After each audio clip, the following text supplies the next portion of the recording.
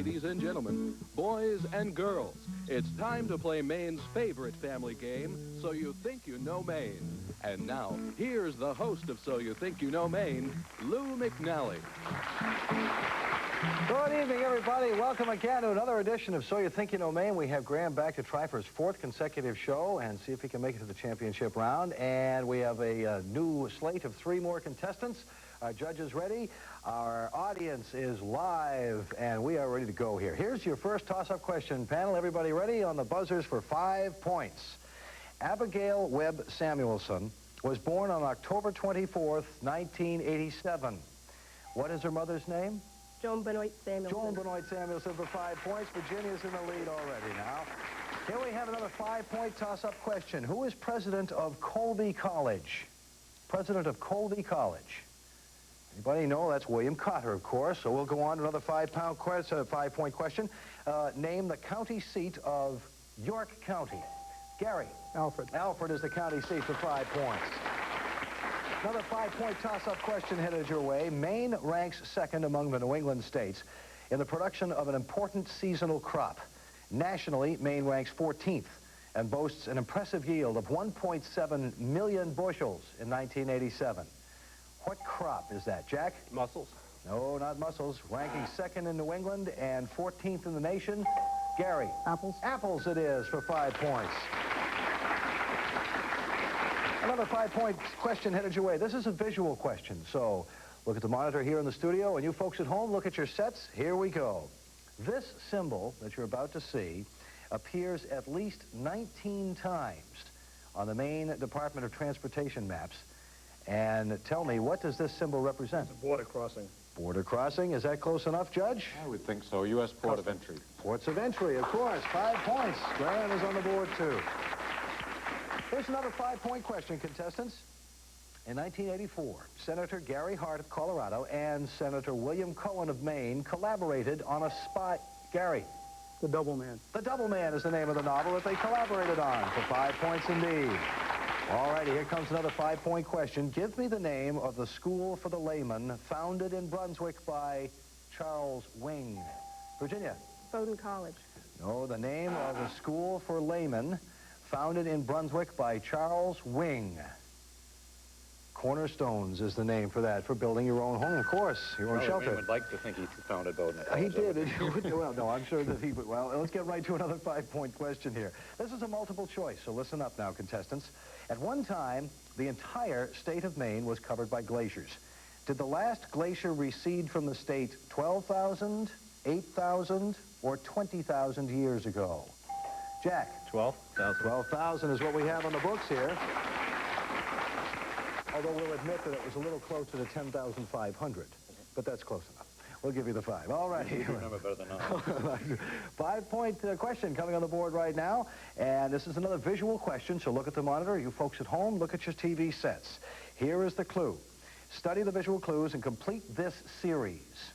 Machiagone, Indigray, Jack? Portland. Portland is right. Those are the succession of names for the city of Portland. Here comes another 5-point question. The junction of the Kennebec, Androscoggin, Cathants, yes, Merry Meeting Bay. Graham is Merry Meeting Bay, of course. Also, the Eastern River is the 5th river that slides in there. Here's a true or false question now for 5 points. Prior to 1977, independent candidates in Maine were required to collect a greater number of signatures on their nomination petitions than the Republicans or the Democrats. Is that true or false? Gary? True. That's true. Is, of course, absolutely right. Before 1977, that is. Here's another 5-point question. Give me the name of the 691-acre state park that's located on the... Baxter State Park. No, give me the name of the 691-acre state park that's located on the eastern shore of Rangeley Lake. A state park that's on the eastern shore of Rangeley Lake. Virginia? Mount Blue. Oh, it's Rangeley Lake State Park, of all things, for 5 points. We'll hop right on to our next question. This is an audio toss-up question. So listen at home, and you can listen along in the studio here.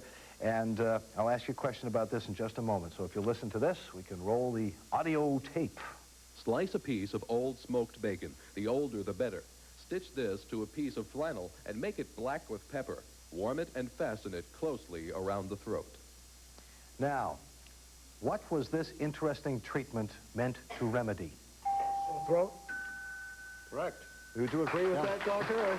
Actually, by the time I went to practice, people were just using an old sock. Probably worked just as well at the time. No. We'll get right to our next 5-point question. Here we go in round one. The brush wolf is a predator that causes considerable concern because of the danger that it poses to Maine's deer population. Coyote. The coyote is the word we're looking for, of course. There's another 5-point toss-up question. Many years ago, the Maine Central Railroad ran 2 trains a day from Portland to Eastport. The train's candy boys sold a very popular taffy to the passengers. Can you name the taffy? Salt water? No. Can you name the taffy? One more time. Pine Tree Taffy is what it was called. Don't you wish they had the trains going to Eastport again? Yes. I think that would be a great idea. All right, here we go for another 5-point toss-up question. This attractive community was originally called Sudbury, Canada. It is the home of Gould Academy. Jack. Forget it. Okay, it is the home of Gould Academy. And Graham? Bethel. Bethel is the name that we're looking for. And that ends our first round, and we'll take a quick look at the scoreboard here and see how things are shaping up. And we've got ourselves a game going here. 25 for Graham. Jack has got 10 points on the board. Virginia has 5. Gary has 20. And what we do at this time, as is our usual wont to do, is we'll get a chance to meet our contestants for you tonight. And, of course, we'll start with our returning champion, Graham. This is the 4th time back now. We're going to shoot for the championship round, it looks like. Well, I've really enjoyed it, and I think that everyone should try to be on So You Think You Know Maine. Well, I think that's great. We're awfully happy to have had you here. And I'm sure all the folks in, how many schools you oversee now? 6. 6 6 school districts, 6 school committees, My goodness gracious. 82% of the nights out. I'll bet you'll be glad to get back to the meetings then, right? Yes, really. Yes, of course. All righty, and Jack has also made the trip down here. Jack Smith is from Portland, and Jack, tell us a little bit about yourself. I sell real estate for Century 21 First Choice Realty in Portland, and I was married on New Year's Eve this last year. A newlywed. All right, terrific. Congratulations to you. All right, well, needless to say you keep busy. Yeah, well, I pinched a nerve in my back that night, and I'm really having a lot of problems with it. I'm in a lot of pain right now. Can we get you a seat cushion, or? Well, we'll be all right. Glad to have you aboard tonight, Jack. That's only one of the dangers of marriage, actually. Yeah, actually, the doctor might be able to discuss this with you after this. All righty, and next on the list, Virginia Bartlett has driven down from Bath. And Virginia, tell us a little bit about yourself, please. Well, I'm a homemaker. We have 3 daughters, Molly, Jane, and Sally, 9, 4, and 18 months. They keep me running. I'm also brownie leader and on the vestry at my church. Well, that's terrific. We're glad to have you aboard tonight, too, as well. Very good. Okay, let's get down to the end of the line here. Gary Libby has made the trip in from Portland. Tell us a bit about yourself, Gary. I'm a lawyer, and I practice in Portland, but basically a general practice. That sounds interesting enough indeed. Glad you could make the trip, too, and wish you all the best of luck as we finish off the round, indeed. Our judge tonight is Dr. Charles Burden, a trustee of the Maine Maritime Museum, and very good to have you aboard tonight, too, sir. Thank you, Lord. Glad to have you. These fellows sort of keep us honest as far as our answers go and allotting points and things of that nature. Now, you brought a little something along for us tonight, is that correct? Yes. Contestants, this is going to be a little question for you. It'll be a pens in hand question, though. Listen up. What have we got going? I'm showing a little photograph on the right that was taken by Captain Rufus Randall of Freeport to China back in about the 1870s. And he had painted there this little miniature portrait from the photograph. And I'm going to ask you a question about the China trade. Why did ships go to China? Not just to get souvenirs like this, of course. In the early years, the trade was predominated by New York and Salem and Boston, and they would pick up sandalwood in Hawaii and sea otter skins in the North Pacific, ginseng root from even the east coast of the United States, sea cucumbers, all these rare things that people either ate or preferred in China, and in turn would bring back tea and silks and porcelain. Well, by the time the Maine ships predominated the trade after 1850, I need to know from you, and just write it down if you will, what was the principal cargo carried to China? is after the 1850s. What was the principal cargo that the ships were bringing to China? Later in the 1870s, 80s, 90s. Okay, well, we'll take a look at the contestant boards here. We'll start with Gary and work our way down the line here. Gary says lumber, and Virginia says question marks. Jack says molasses, and Graham has suggested lumber. And, Doctor, what is the answer? None of those answers is correct. They carried case oil, which was kerosene, for the lamps of China. Isn't that a great? The lamp oil, of course. Well, let's get right underway. Molasses is close, isn't it? Some molasses, I think, is pretty close. Okay, here's our second round coming up. This is our picture puzzle round, if you recall. The toss-ups are worth 5 points. There's no deduction. And, of course, contestants, should you win one of the toss-ups, you get an opportunity to get a selected view from our picture puzzle and a clue to go along with it. If you solve the puzzle on your turn, it's worth 15 points. So we'll get right to it. Here's our first toss-up, worth 5 points. And on July 4th, 1787, Maine's largest settlement had a population of 2,900 people. 4th of July in 1787. What was Maine's largest settlement at that time? Was it York? Jack? Portland? No, it's not what we're looking for. Was it York? York. No, it was Falmouth at the time, which was, of course, part of Portland. And Well, Falmouth became was Portland. I at the don't know time. which should be the Portland Correct. probably is the correct answer. You think so? Because Falmouth later became Portland. All right. Well, who said Portland over there? Jack. Jack did? Well, let's give Jack the 5 points. Okay. All right, Jack, 5 points also allows you to take a crack at the puzzle. Now, this will just be for you, Jack. We'll give you a selected view from the puzzle, and I will also add a clue and see if you can take a stab at it. Our first puzzle in this round, we're going to give you the first picture, and the clue is designed by John Kimball, Sr. Designed by John Kimball, Sr. Any guess? Blaine House? Not the Blaine House, but we will go on. Okay, another toss-up and another chance to take a piece of the puzzle. Which is the only beer being brewed in Maine at this time, Virginia? Portland beer. No, it's not what we're looking for. And Graham? Geary's. Geary's Pale Ale is the answer for 5 points. I think Portland Lager is being brewed in Wisconsin, but don't tell anybody that. Okay, for 5 points, you're in with an opportunity to take a look at the second clue and view. Your clue is built in 1800. No guess? Okay, off we go. Everybody else has an opportunity now. Here's the next toss-up question. Anne Longfellow Pierce inherited the Wadsworth Longfellow House on Congress Street in Portland and kept a bedroom for her brother Henry on the 3rd floor. To what organization Maine Historical Society. did she bequeath the house upon her death in 1901? The Historical Society, of course. All righty, Graham, to get another opportunity at the puzzle now, here's the third view and the third clue. It is a superb and little altered example of a federal brick townhouse. Superb, little altered example of a federal brick townhouse. No guess? Okay, here we go with another toss-up question. And first, we'll go like this. The Squaw Mountain Biathlon will be held at Rockwood in February. What events comprise the biathlon? Gary? Skiing and shooting. Skiing and shooting it is, indeed. That's the one that fellas our age can still do. All the champions in the Olympics, I think, are 35 and over. I like that sport a lot. Okay, now you get an opportunity at the same puzzle, Gary, and the fourth view is the entire puzzle. And your clue, Gary, the fourth resident of the house was Lorenzo de Medici Sweat. It's the Sweat Mansion, which is part of the Portland Museum of Art. Exactly right, for 15 points and the puzzle.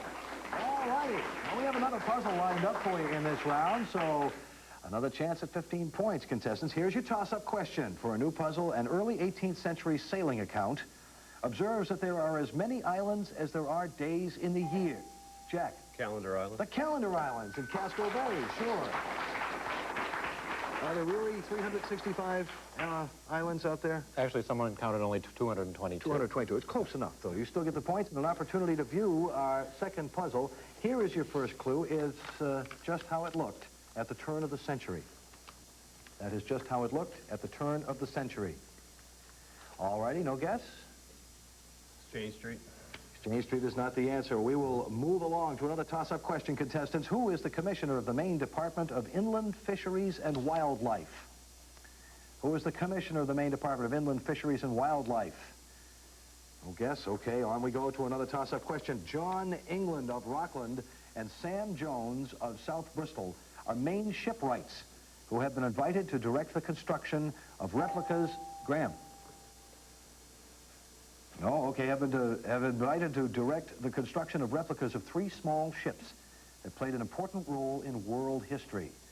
England of Rockland and Sam Jones of South Bristol. Carrie? The Nina, the Pinta, and the Santa Maria. Bingo, right. You got it for 5 points and an opportunity to get another clue in our puzzle. Here's your second view and your second clue, located in Portland. Located in Portland. It's a view of Monument Square. Monument Square is right for another 15 points. And that ends our second round. And we'll all get a chance to view it, the Civil War Memorial and everything else. And what a great game we've got going here now. We'll take a look at the scoreboard for you at the end of this round before we head into round 3. Graham is in at 35. Jack has 20 points. Virginia has 5. Gary has the lead now with 60. So now we move on to the category board round. And that's an interesting little setup for you. What we do is have a 10-point question now for a toss-up. There is a deduction if you get it wrong. But should you win your toss-up correctly, we will go to the automatic category board where a category tonight, history, people, government, and main events will be selected at random. Once again, contestants, a 10-point toss-up. Are we ready to go? With round 3, here we go. All right.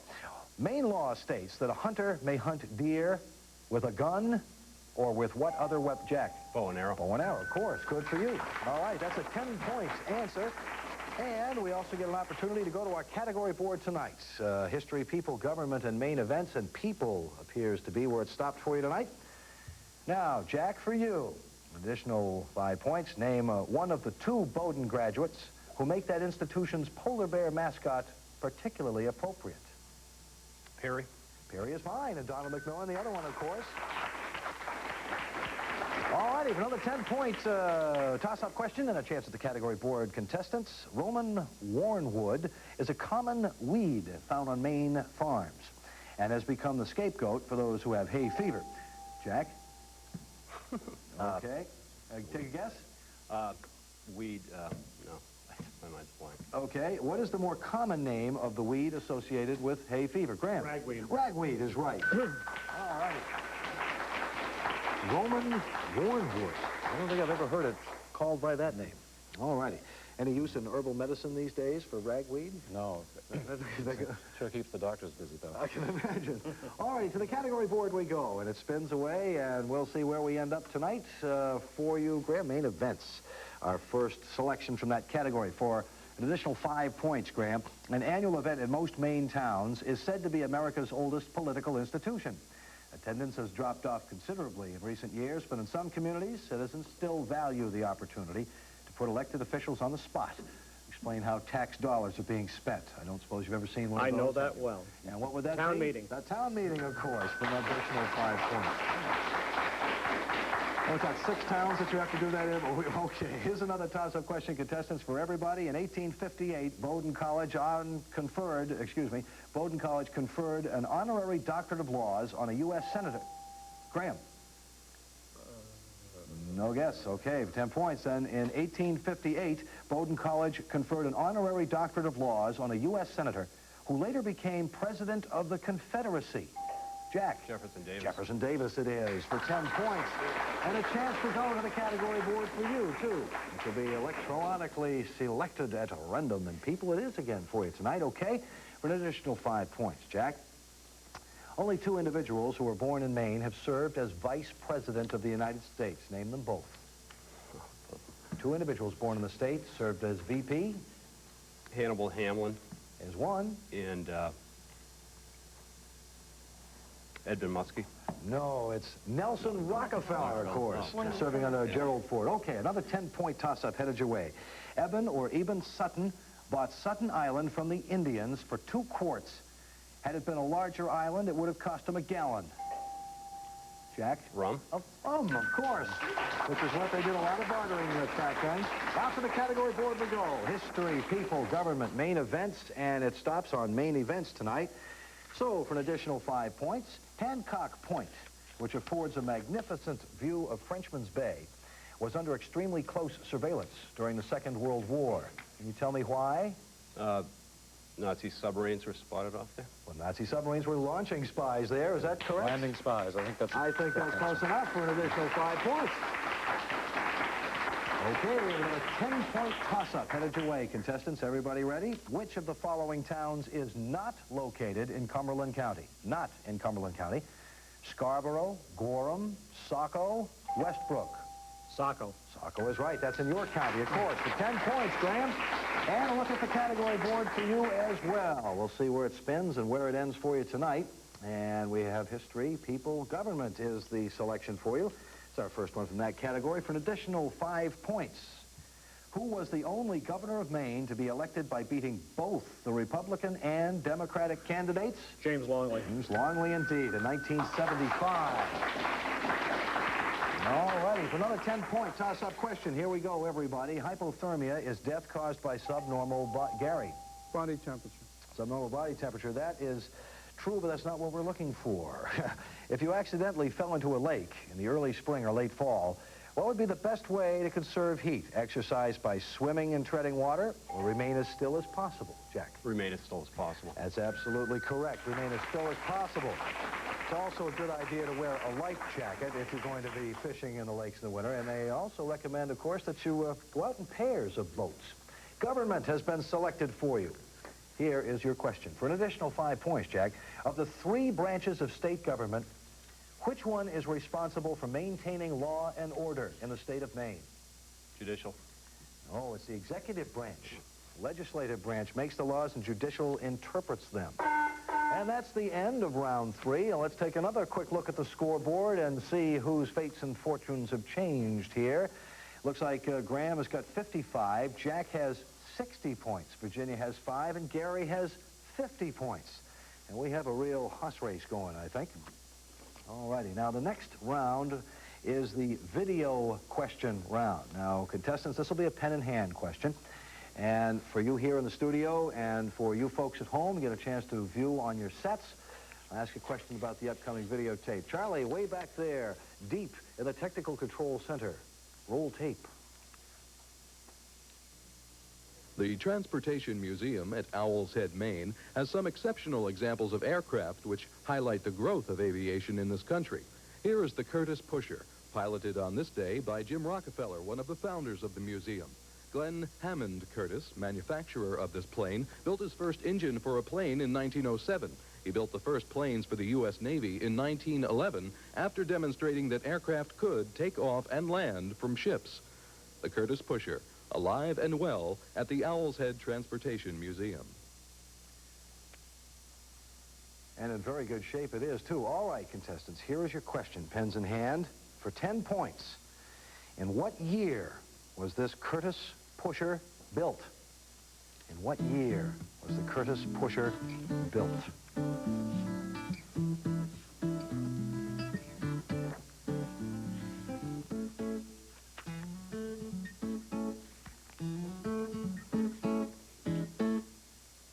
All right, if you hold up your cards, we'll start with you. Gary says 1907, and Virginia says 1910. Jack says 1907, and Graham says 1908. All righty, Doctor, what's the answer here? It was built in 1912, so Ginny has it. Ginny has the 10 points. All righty, that's a terrific round, and everybody else takes a hit. Brings everybody a little closer together now. All righty, here comes our favorite part of the show. This is the rapid fire round, of course. There's 5 points to be had for each correct answer, 5 points off for each one missed. Is the audience ready? Yes. The audience is ready, and we're ready at home, I'm sure, and the scorekeeper and producer are ready to go, too. Are you all set, contestants? Here comes the rapid fire round. Are you ready to go? What well-known artist maintained a studio at Prout's Neck? Winslow Homer. Winslow Homer it is for 5 points. Which state park is located near Robin Hood? Graham? Reed State. Reed State Park it is, indeed. All righty, continuing in the rapid-fire round for 5 points. Name Maine's 2 senators. Gary. Senator Cohen and Senator Mitchell. Is absolutely correct for 5 points. Here we go with another rapid-fire question. Auburn is the county seat of which Maine? Gary. Androscoggin. Androscoggin County is absolutely correct. Next question. What conservation organization has headquarters in Jack? Maine Audubon Maine Audubon Society right there at Gilson Farm. The next question. Who is the Speaker of the Maine House of Gary? John Martin. John Martin from Eagle Lake is right. For another 5 points. We go again now. What do the initials NMVTI represent? Northern Maine Vocational Technical Institute. Is right. And that's the end of the round. Okay, terrific. All righty, and it looks like we have a winner. Yes, indeed, we do. We'll take a look at the scores right here, and it looks to, oh, what a finish. What a finish. Gary with 55, Virginia with 15, Jack with 55, Graham with 60. Our winner again tonight. Thank you very much. All righty, and the winner tonight, Graham, you will receive a prize, a gift courtesy of the Hedgehog Hill Farm in Buckfield. All righty, looks great. And we trust, ladies and gentlemen, that you will be back to join us next week, as we'll be back with 4 new contestants now and a whole new slate of questions and all kinds of entertaining facets for you on one more issue. Stay tuned next week for So You Think You Know Maine.